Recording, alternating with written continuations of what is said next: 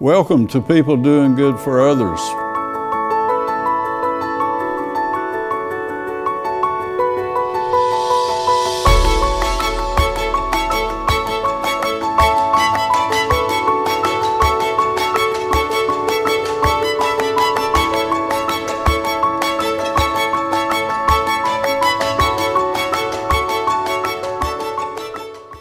Welcome to People Doing Good for Others, where we honor and celebrate and hold in the light those who truly make significant contributions in our communities.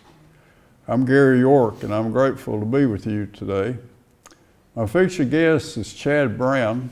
He's the President, Chief Executive Officer of the Wilkes Medical Center, Wake Forest Baptist Health. And he's a great leader, a person I've enjoyed getting to know. He's answered a call early on in life. And he's going to talk about teamwork and talk about synergy and rural medicine. And thank you for being with us today. And good morning to you, Chad. Good morning, Gary. Thanks for having me. It's an honor to have you here. Thank you. The hospital being such a vital part of our community. And if you will, go back to these first indications that maybe you'd want to be an administrator in the medical field. Yeah, great question. It was probably my sophomore year in college, actually, at the University of Tennessee. I had really worked part-time for a local hospital there, working my way through college and working in the imaging department, and just fell in love with it. Worked on the nights, weekends, the night shift, so I got to see. Didn't matter. I just wanted to experience. So I got to see the side of the hospital. There's a daytime hospital, there's a nighttime hospital, but it just fascinated me. The folks that I'd worked with, the expertise. I fell in love with the business side of it, and it's just what I wanted to do. And right then and there, from then on, I had just tried to get experience in every aspect of healthcare that I could. I've worked in the business office. I've worked kind of all registration clerk. I've kind of done it all just to get a good broad perspective of what it means as a hospital operates. So. Every great community has a wonderful hospital. You know, it's just something like, it's the core here. You know, when you walk in, and there's a sense of that what we're doing really matters here in Wilkes, and I'm grateful for that. Yeah, absolutely. You know, I've been here since February, so it hasn't even been a year yet, but it is such an integral part of this community, this hospital is, and I've seen that. The great people that I've met, the medical staff, the volunteers, our employees, in the community. Yeah. I mean, it is just, it's beyond my expectations when I first came in. I've spent most of my career, all of my career, in small community rural hospitals. So knowing and understanding that hospitals don't just operate on an island by themselves. We're not successful if the community's not successful, and the leaders in the community, and the small business owners, and those type of things. I want to make sure that we include this in our 30 minutes today. Of you going to the town board a couple weeks ago and sharing the essence of what we're doing. Tell us about that. We did. It was a great opportunity. You know, a couple years ago, the relationship had changed with Wake Forest and in our 30-year lease agreement. The business relationship, I should say, the personal relationships were always there. We still have a connection with the North Wilkesboro Town Board, and still an integral part of what we do day in and day out. So it was really the first opportunity we had formally to go since 2017, when the the affiliation with Wake Forest Baptist happened. It was an opportunity to talk about some of the great things that are happening at our hospital. And I say our hospital, the community hospital. Yep. The entire community, sure. Not just my hospital or Wake's hospital. This is the community hospital. And you said that Wake Baptist has 4 satellites, or what do we call? So community network hospitals, community hospitals. When I came to the health system a little over 5 years ago, they had 2, Lexington Medical Center in Lexington, and Davie Medical Center. Okay. So we were transitioning from the hospital in Knoxville so I started my career at Wake in the community hospital setting. So they were new kind of to the community hospital game, and And it was an opportunity to really help establish the growth in the community hospitals.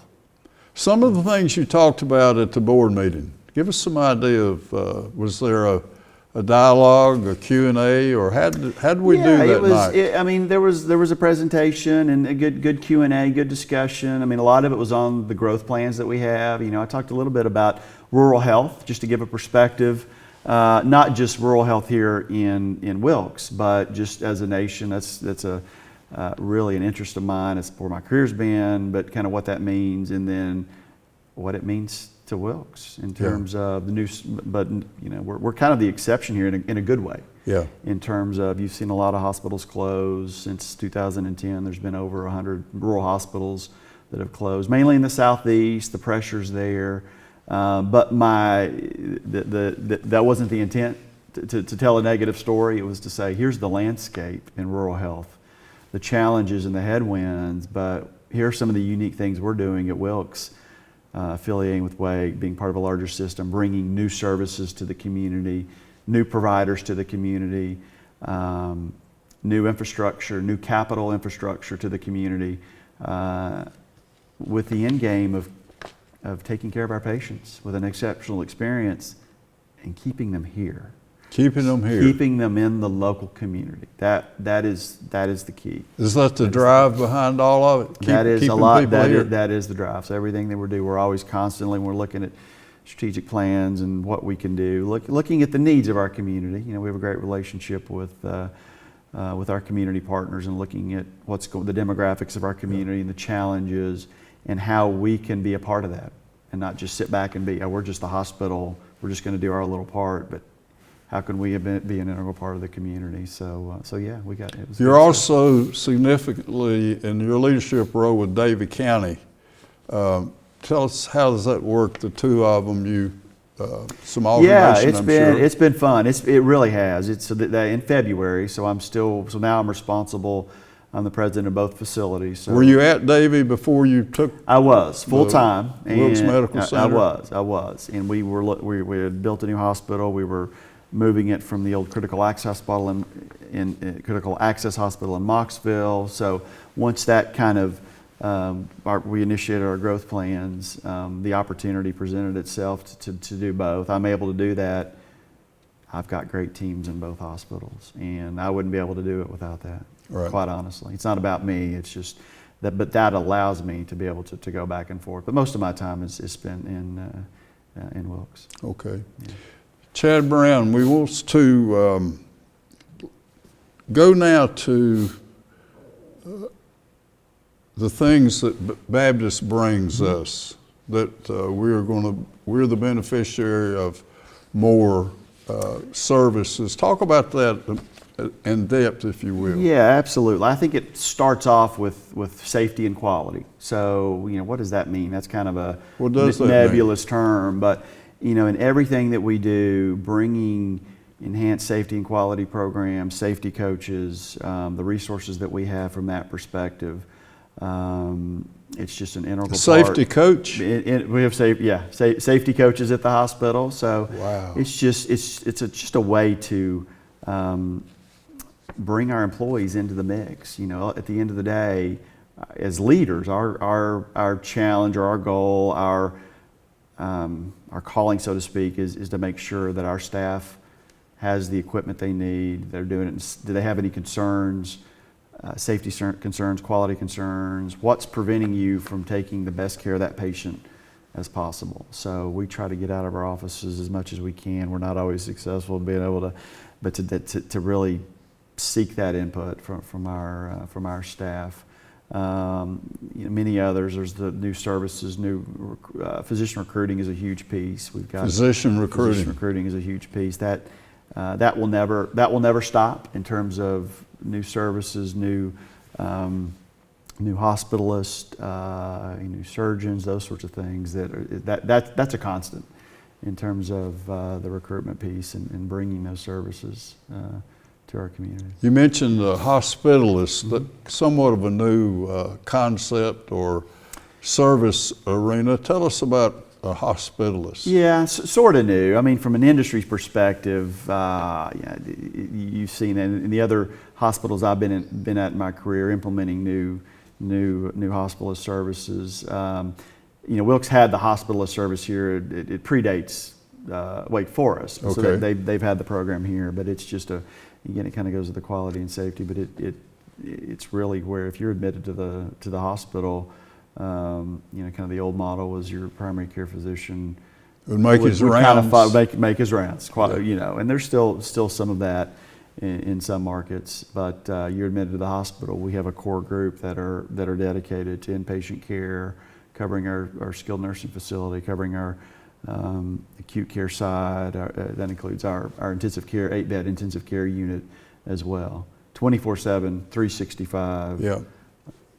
Chad Brown, tell us an oversight of the size of beds, services, the nursing, Yeah, and absolutely, employees. absolutely. So Wilkes is licensed for 130 beds. That does include a 10-bed skilled nursing facility. So a SNF. If you hear the word SNF, Okay. that's a Medicare designation, but that just allows for a little bit longer length of stay for some of our patients, certain clinical qualifications. From an actual employee standpoint, this is part-time, full-time, a little over 600 actual employees. Okay. That are at Wilkes. So a pretty big operation, pretty big shop. We a little over 350 births a year. Admission. So if you look at kind of our size from an admission standpoint, a little over 3,600 admissions a year. So pretty busy hospital. So again, it's constantly in healthcare shifting from rural healthcare shifting from so that's kind of the inpatient component, but a lot of outpatient services as well. So yeah. As we were developing a relationship, you talked about wellness part of it. How does that fit in, and what will we be doing about wellness of the community as a whole? So yeah, I think you look at it from your individual perspective, how you can, that's spiritual wellness, that's physical wellness, mental wellness. But in healthcare, our model is changing, the way we're reimbursed. First of all, it's in our mission. It's how do we take care of our community, not just our patients that walk in the four walls or come into the quote unquote the four walls of our hospital, but how can we move kind of upstream, if you will, to look at our patient population and what are those things we can do. It's almost counterintuitive. Yeah. So what are some of the ways we can keep people out of the hospital? Right. So that shift, that paradigm shift is really changing for us as hospitals, as hospital folks, operators, and it's the right thing to do, and our model is changing, our reimbursement model, really looking at the population health perspective. So we're always constantly looking at what that means, we've got great community partners here. I have been, and I've been in many communities. I don't just say this because the camera's right there in front of me, but the breadth of resources that are available to this community. It's amazing. It really is. So our constant challenge as leaders in the hospitals, how do we continue to work with these community partners, leaders in that aspect, in the public health aspect. So it's exciting. It's challenging, but it's exciting as well. Yeah. So, yeah. Chad Brown, we're grateful that you're here, and your enthusiasm and your inspiration is contagious. It feels good to be with you and to learn from you. Yeah. So this is I hope it's a good question. The number one person needing help, what does he or she need? The number one reason people are admitted to the hospital? Do you have some ideas most of the about folks that come, actually come through the emergency room. So, and then, especially in this time of year, we see a lot of respiratory issues, and those sorts of things. So, our services really we have a very great broad spectrum of services, from our surgical unit, the specialties there: orthopedics, general surgery, ear, nose, and ENT, ear, nose, and throat, urological services, ophthalmology services. So it's a great, for a hospital this size, we have a great breadth of services that we offer. There's the outpatient piece for some of the diagnostic, outstanding diagnostic capabilities from an imaging perspective. So it's more than just the inpatient piece, which many times you think of it from a hospital perspective. That it's really shifting to the outpatient world. But, okay. We talked about a proven team when you came over as the leader, and you talked about longevity and the resilience and the great commitment of folks that serve the hospital and then serve the patient. Talk about that. Yeah, absolutely. I mean, my first several months, and continue to, but my especially first 3 or 4 months was,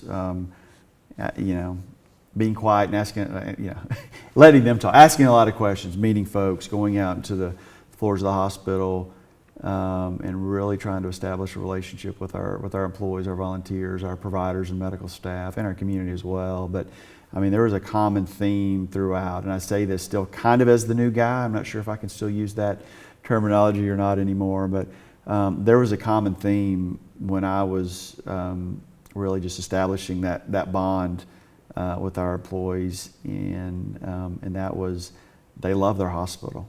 I mean, they really do. I mean, wow. There's a sense of resiliency, a sense of pride, and pride in a good sense. I mean, pride can have negative connotations as well. Yep. Pride in a good sense, and just a commitment that, Chad, we've seen a lot of changes, different faces, different what have you. But the one thing that has remained constant with the team, the caregivers, is their commitment to this community.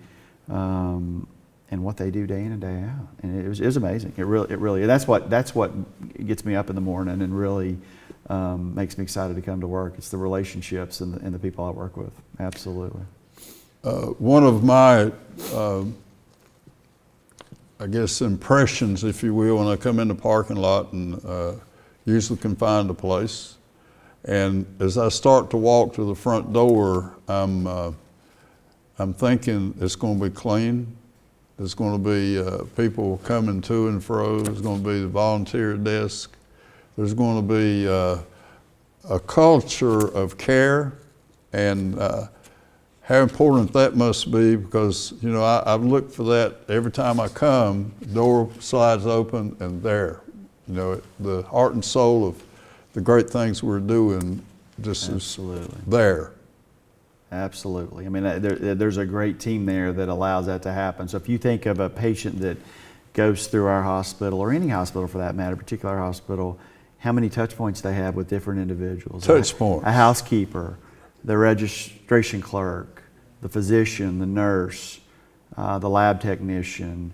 I mean, clean restroom. Clean restroom. So if your front lobby's not clean, what does your operating room look like? Exactly. If your front lobby's not clean, what does my bed, if I'm admitted, what does it look like? So absolutely. So it's not an impression, but it's a reality. It's a reality. Absolutely. It really is. So it's about great quality care, but the experience as well.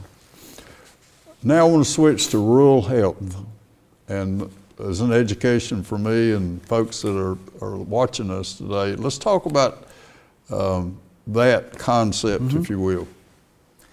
Rural health. Rural health. So that can, that's a pretty broad subject, but I guess it's a personal. I work in the field for one, and that's been where most of my career has been. So there's a great interest there in really. Healthcare's got a lot of headwinds, but rural health particularly.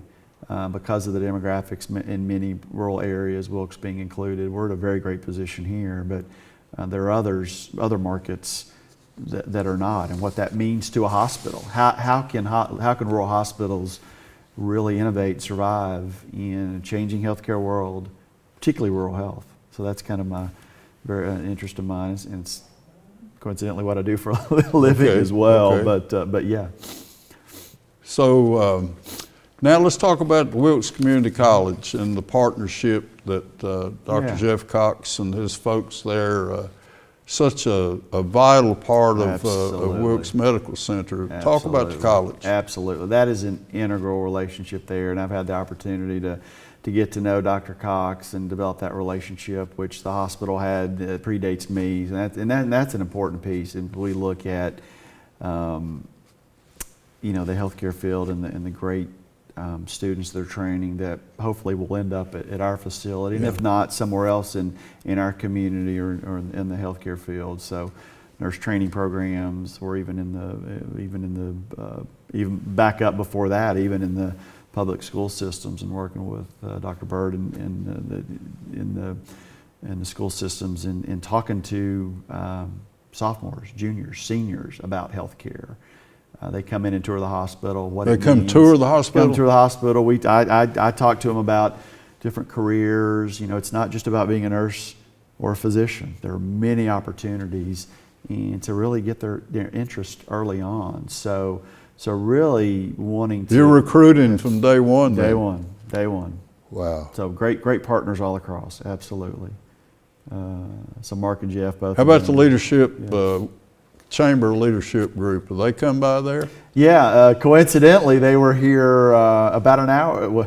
They were here today. Today at the hospital. So that was an opportunity, and I'm excited about being a part of that. I wasn't able to this year, but working with Linda, and just a great opportunity to talk to our business leaders. That's the heart and soul of this community. I mean, the small business owners, the businesses that are here locally, and as they thrive, the hospital thrives. It's an altruistic relationship. So anyway, we had an opportunity to tour. They're touring right now, as a matter of fact. So we got to update 28 people there with this morning. 28? 28. Wow. 28. I think that's a huge statement about the quality of our chamber. Linda Cheek, 21 years of... she does a great job. Think of how many companies are believing in the chamber to send 28 individuals every other week? Is it for a day? For a day, for half a day. Half a day at the hospital, depending. So they're just to understand what the hospital has to offer, what we have in our backyard from a healthcare perspective, and a recruitment tool as well. So yeah, it's great. The foundation, the health foundation, that partnership, if you will. Yeah. So great relationship with Heather, and you know, again, part of being the newbie in the community, it's all about developing those relationships, and you know, we work with them on a number of different areas. The community health needs assessment is one that we work with the health foundation and public health department, and that's a chance for us to sit back high level and look at our community, look at the needs of our community. Health department. And kind of look at just some of the challenges of our local community, and most communities do a community health needs assessment, and then look at implementation plans, some access to care. Mental health and substance abuse is a huge domain. You know, maternal and child health. So 3 or 4 kind of key domains that we look at, and how can we as a community really tackle the problems that we have. So again, it goes to the point of that partnership that is so vital. We've talked about your development, training coming here in February, and where we are today.